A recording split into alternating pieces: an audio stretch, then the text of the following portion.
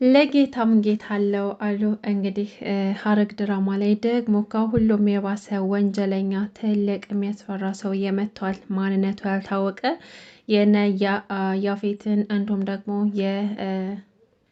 የዲያራ እናት እንዲሁም ደግሞ ሁሎችንም እነ ታሪኩን ፎቶ ሁሉ ቀይ መስመር እያደረገባቸው እነሱን የሚፈልግ የበላይ አካል የሆነ ወንጀለኛ ደግሞ ዛሬ ከች ብሏል ማለት ነው። እስካሁን ድረስ ማንነቱ አልታወቅም።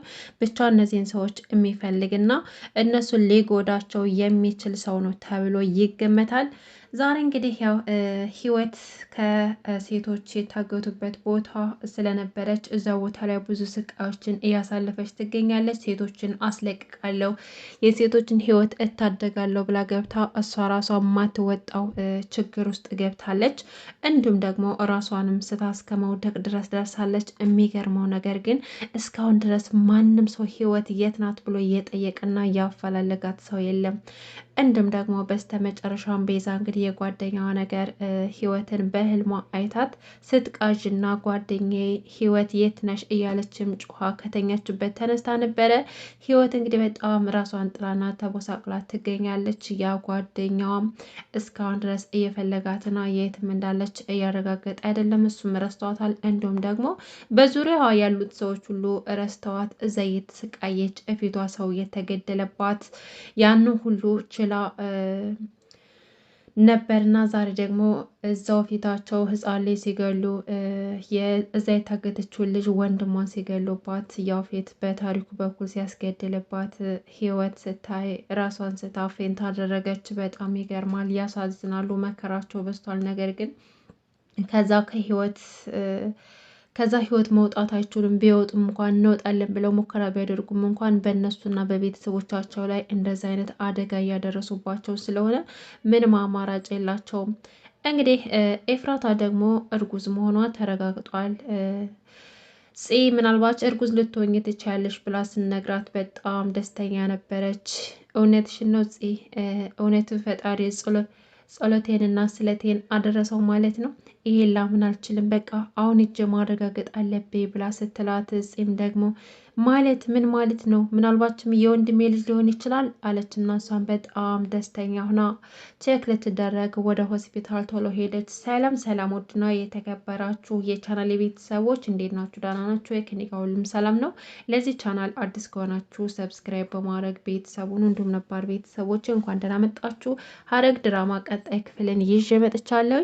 በዚህ ክፍል እንግዲህ ያው አስደንጋጭ ነገር አዳዲስ ነገሮችም ታይተዋል። በመጀመሪያ እንግዲህ ገኒ እንደዚህ ራሷን ችላ በትክክል ማውራት በመቻሏ በጣም የሚያስደስት ነገር ነው። የሁላችንም ጉጉት ነው። ገኒ እንግዲህ ራሷን ችላ ማውራትና መናገር ችላለች። አሁን የቀራት ራሷን ችላ ከተቀመጠችበት ተነስታ መንቀሳቀስ ነው የሚቀራት። ይህም ደግሞ በቅርቡ ይሆናል ማለት ነው። ሉሊት እንግዲህ ቤት ውስጥ ሰው እየረበሸ ትገኛለች። ከቤዛ ጋር ጭቅጭቅ ጀምራለች። ከጽ ጋር ነበር። አሁን ደግሞ ከቤዛ ጋር ጭቅጭቅ ጀምራለች ማለት ነው። ቤዛም ደግሞ አንድ ሴትዮ ዝም ማቴ ከሆነና መለፍለፍሽን ማታቆሚ ከሆነ ከዚህ ቤት አባረርሻለሁ ስትላት፣ ተይ እንጂ ቤዛ እንዴ ከሁሉም ሰው እኮ ይሻልሻለሁ። እነዚህ እኮ እህትና ወንድሞች እኮ የሆነ ሰዓት የተሻለ ነገር ካገኙ ትተውሽ ይሄዳሉ። እኔ ጥዬሽም አልሄደው እያለችም ስትል ነበር። ቤዛም ደግሞ ዝም በይ አንቺ ሴትዮ፣ ቆይ ያምሻል እንዴ? አንቺም እኮ ለእኔ ያዝነሽ ሳይሆን ለራስሽ የምትሄጅበት ቦታ ስለሌለሽ ነው አለቻት። ከዛም በኋላ ሰማቻትና እውነቷን ነው። አሁን በአሁኑ ምንም ነገር የተሳሳተችው ነገር የላትም። ስለዚህ ትክክል ብላለች አለቻት። ቤዛም ደግሞ ጽን ተቆጣቻት።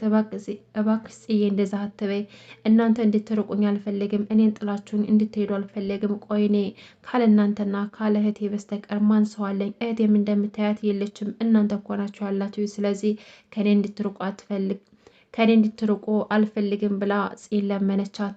ጺም ደግሞ መቼም ቢሆን እንደማትተዋትና እሷም የቤተሰቦቿ አንድ አካል እንደሆነች ነገረቻት። ቤዛም ደስ አላትና በጣም ዘንጣ ነበር ወደ ኤፍራታ ጋር ለመሄድ። ኤፍራታ ትንሽ የህመም ስሜት እየተሰማኝ ነው ስላለቻት ኤፍራታን ለመጠየቅ እሄዳለሁ ብላ ለኤፍ እየነግራት ነበረ። ባልሽም ከጠየቀኝ የሆነ ምክንያት አላጣም፣ ስለዚህ መጥቼ አይሻለሁ ብላ ወደ ኤፍራታ ጋር ልትሄድ ነበር የተዘጋጀችውና ቤዛ እሺ ደግሞ እንደዚህ ተለባብሰሽ ዘንጠሽ ወዴት ነው የምትሄጂው ስትላት፣ አይ የሚሄድበት እንኳን ሚስጥር ነው፣ ባይሆን ሌላ ጊዜ አወራሻለሁ አለቻትና ጥላት ትሄዳለች።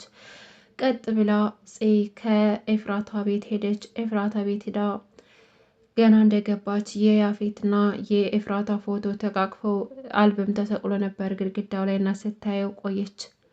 ኤፉም ደግሞ አንቺ ልጅ ቆይ ፎቶ ላይ ትቆያለሽ መሰለ የመተሽ ቁጫቴም እንደ ምንድን ነው ቀለማችን አስለቅቅሹ እኮ አለቻት።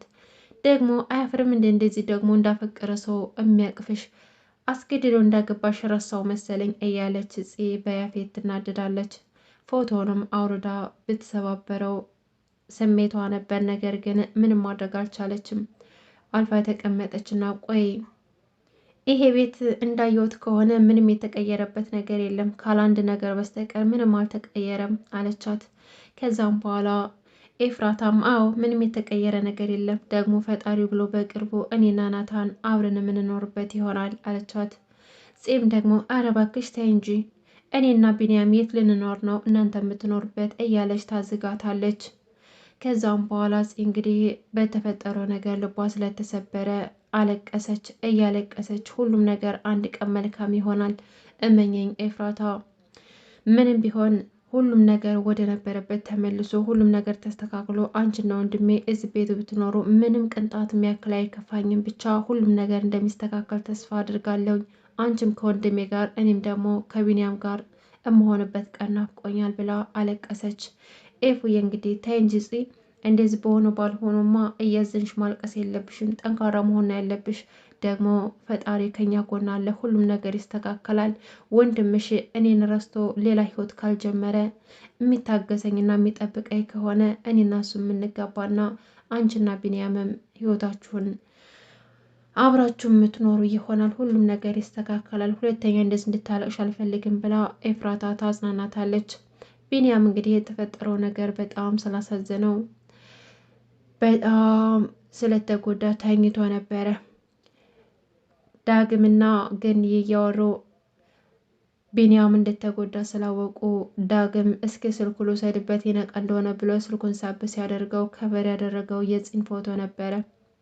ከዛም በኋላ ቢንያም ከተኛበት ነቃና ቋንተ ልጅ አሟል እንዴ ስልኬን ማን ፍቃድ ሰጥቶ ሆኖ ያለኔ ፍቃድ ስልኬን የምትወስደው ብሎ ጠየቀ።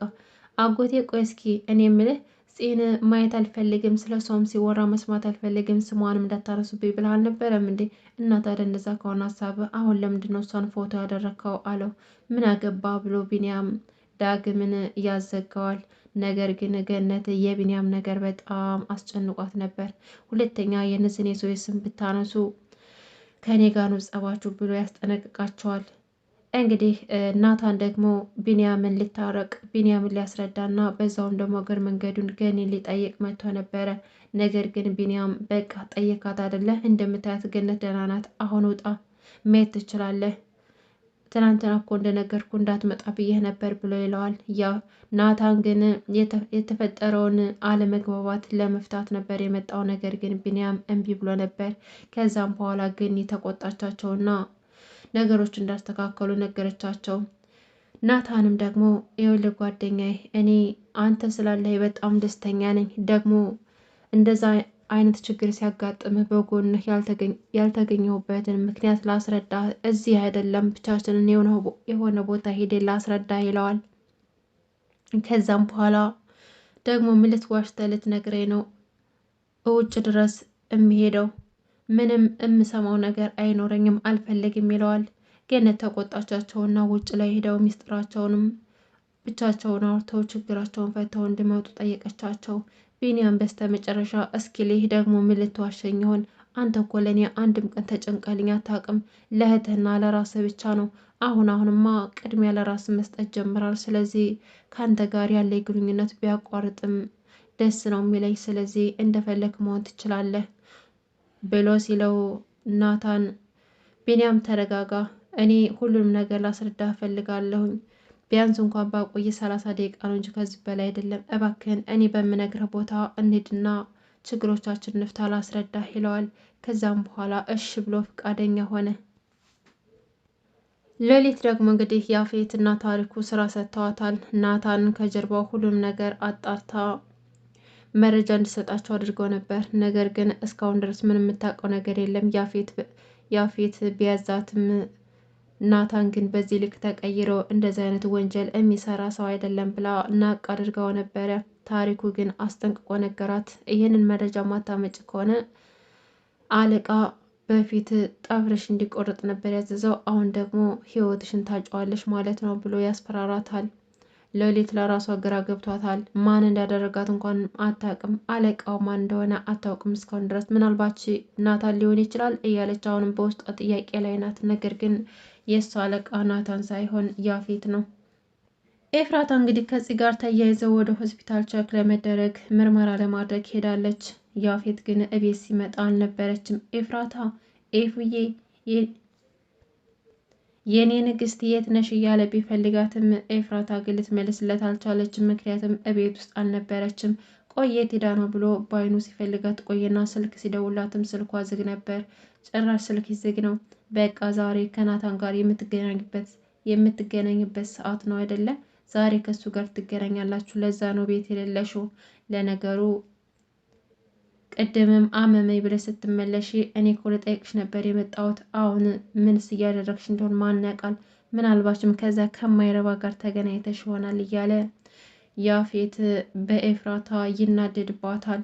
እንግዲህ በስተ መጨረሻም አንድ ኃይለኛና ከሁሉም የበላይ የሆነ ሰውዬ የሁሉንም ፎቶ በቀይ መስመር ኤክስ አድርጎ አክብቦ ተዘጋጅቶ ሁሉንም በጥላቻ መንፈስ የሚያይ ሰው መጥቷል። ያ ሰው ግን ማን ነው? ምንድን ነው ከጀርባ ያለው የሚለው እስካሁን ድረስ የሚታወቅ የለም። ምናልባችም ይሄ ሰውዬ የያፌት ጠላትና ከያፌት በላይ የሚሰራ ሀብታም ሰው እንዲሁም ደግሞ ወንጀለኛም ሊሆን ይችላል። ውድና የተከበራችሁ የቻናል ቤተሰቦች ለዛሬ ያስኩላችሁ ሐረግ ድራማ ክፍል 95 ይመስል ነበር። በቀጣይ ክፍል እስከምንገናኝ ድረስ በያላችሁበት ሰላማችሁ በዚህ ተረፍረፍ ይበልልኝ። አመሰግናለሁ።